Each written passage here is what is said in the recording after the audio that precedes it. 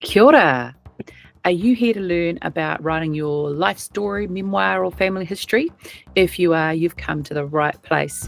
My name is Charlotte Squire, and I live here in Aotearoa, New Zealand, and I'm on a mission to help more people write these stories and record this history. Today, I'm talking about using imagery in your stories and the power of that. I'm going to base these videos around my newsletter that I send out, but I'm going to put a little bit more spontaneity into these videos because I'm a talker. So that will come out.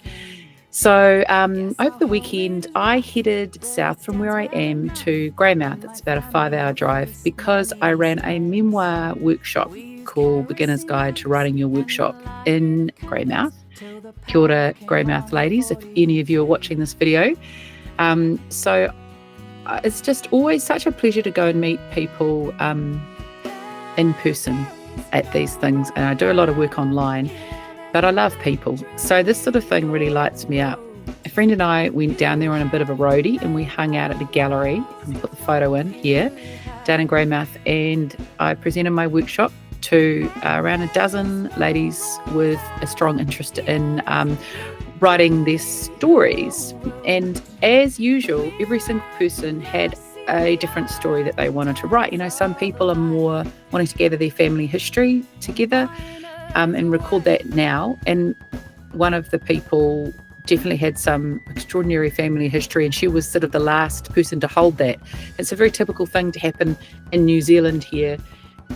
These people I'm talking to are often aged 65 and over, and this lady shared memories of her grandparents' stories, and the grandparents were some of the first people in the colonial time.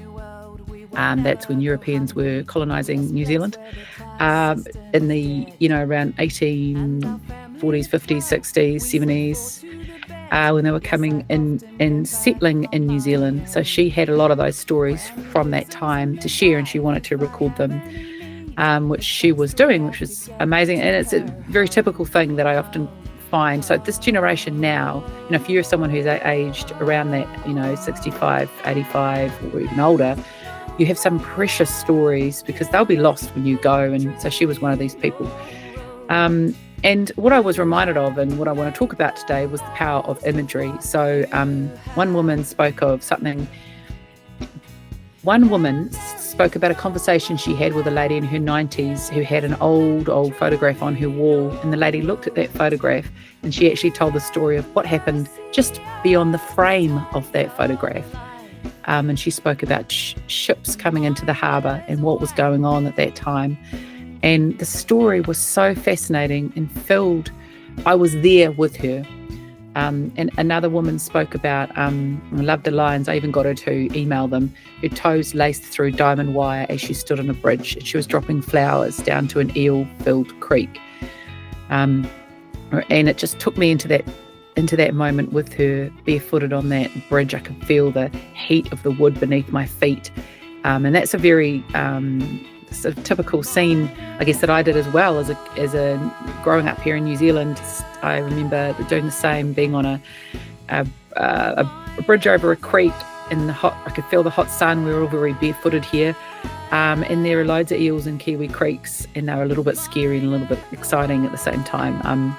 So going into those details in your story, talking about what it felt like, what you were feeling against your skin, and what you were touching, and what you could see and what you could hear, and bringing us into those scenes with you is a very powerful way to write your story. So I really encourage you to do that. And sometimes via my newsletter, and I keep mentioning it, and I'll put the link in this video, I ask people to send me in 100 words from their stories, and then I send that out in the newsletter and share that with our community. So if you ever want to send me 100 words, I'll put my email address into this as well. I think reading snippets of people's stories, it's quite a connecting thing to do, and it really brings people's stories to life. And it's just a delicious thing for other people to read your story, I think. But when they're up to their eyeballs, we say, in story, it's really kind of reassuring to read someone else's. So if you want to send me through one, I will gladly share that.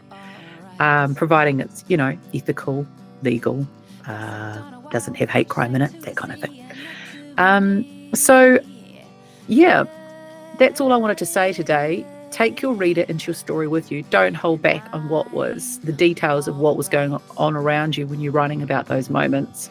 And if you'd like some guidance with your story, I run an online course called Write Your Memoir. Check it out on my website. I'll link it below.